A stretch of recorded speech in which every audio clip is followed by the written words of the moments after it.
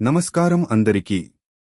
ఈరోజు మనం భగవద్గీతలోని అర్జున విషాద యోగం నుండి శ్లోకం 35 అర్థాన్ని తెలుసుకుందాం. ఏతాన హంతుమిచ్ఛామి ఘ్నతోపి మధుసూదన అపి త్రైలోక్యరాజ్యస్య హేతోః కిం ను మహీకృతే.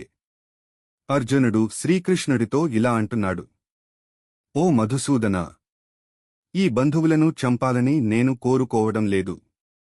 వారు నన్ను చంపినా సరే, 3 లోకాల రాజ్యాన్ని ఇచ్చినా కూడా వీరిని చంపడానికి నేను సిద్ధంగా లేను. మరి ఈ భూమి కోసం ఎలా యుద్ధం చేస్తాను? భావం: ఈ శ్లోకంలో అర్జునుడి మనసులోని బాధ, మానవత్వం, బంధుత్వం పట్ల ప్రేమ స్పష్టంగా కనిపిస్తుంది.